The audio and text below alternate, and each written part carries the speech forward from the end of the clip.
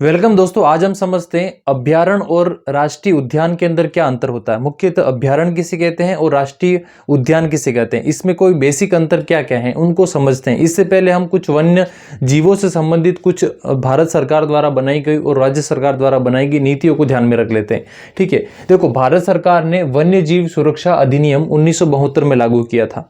अब ये क्यों किया था? जब भारत सरकार ने ये देखा कि हमारे आसपास के जो ट्राइबल एरियाज और अदर एरियाज के अंदर क्या था कि लोग हैं वो अक्सर भोजन की तलाश में या फिर अन्य चीज़ों को ध्यान में रखकर शौकियाना तौर पर भी काफ़ी सारे जीव जंतुओं की हत्या होती थी।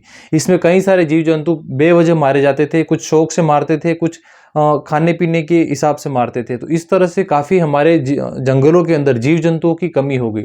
ठीक है, तो उन चीज़ों को, उनकी सुरक्षा को और ध्यान में रखते हुए हमारी सरकार ने 1972 में 1972 में एक अधिनियम लेके आया, वन्य जीव सुरक्षा अधिनियम। ठीक है, इसके तहत ये बताया गया कि किसी भी वन के अंदर किसी भी जीव को, मतलब जो सरकार किसी पर्टिकुलर एरिया को अपने अंदर ले लेती थी कि इस 10 किलोमीटर में, 15 किलोमीटर में, 20 किलोमीटर में, कि इस क्षेत्र के अंदर ना तो कोई वृक्ष काट सकता है, ना ही किसी वन्य जीव पर को क्षति पहुंचा सकता है। ठीक है, तो ये जो अधिनियम थे वो इस काम को करने के लिए लेके आया था। ठीक है, भारत सरकार द्वारा।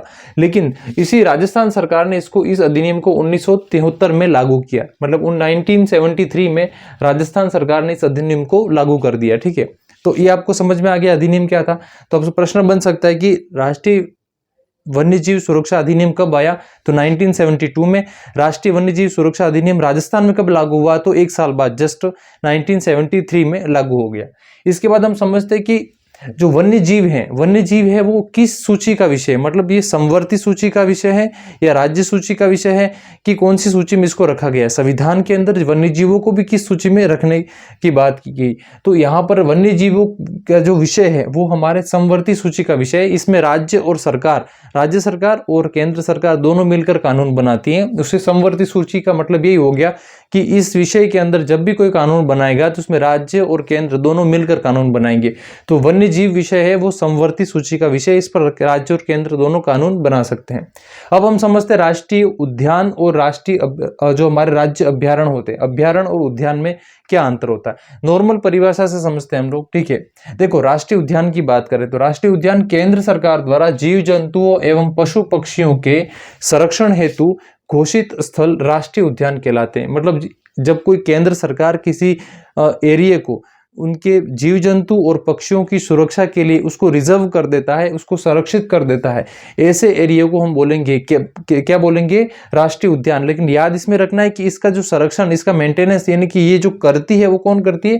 केंद्र सरकार करती है। तो जो केंद्र सरकार द्वारा जो स्थल है उसको अगर वन्य जीव सुरक्षा के लिए प्रिजर्व कर दिया गया, सुरक्षित कर दिया गया, संरक्षित कर दिया गया, तो वो कहलाएगा राष्ट्रीय उद्यान कहलाएगा। अब आप बोलोगे कि सर राजस्थान के अंदर राष्ट्रीय उद्यान कौन कौन से है और कहाँ कहाँ पर स्थित है, तो हम कुछ राष्ट्रीय उद्यान का एग्जांपल देते हैं। देखो, रणथंभौर राष्ट्रीय उद्यान, ये हमारा सवाई माधोपुर के अंदर स्थित है। ये पूर्णतः केंद्र सरकार द्वारा नियंत्रण में, इस पर जो केंद्र है उसका नियंत्रण करती है, ये केंद्र द्वारा ही घोषित है, उसका मेंटेनेंस भी केंद्र करता है। इसके बाद हम बोलेंगे पक्षी विहार, यानी कि घना पक्षी विहार। ये घना पक्षी विहार भी हमारा राजस्थान के अंदर है, जो भरतपुर में, इसको भी हम केंद्र देखता है। ठीक है, ये भी केंद्र सरकार द्वारा घोषित किया हुआ है। ठीक है, इसके बाद मुकुंदरा हिल्स, यानी कि जो मुकुंदरा हिल्स हमारे कोटा, बूंदी और चित्तौड़ तीनों जिलों के बीच में पड़ता है ये क्षेत्र।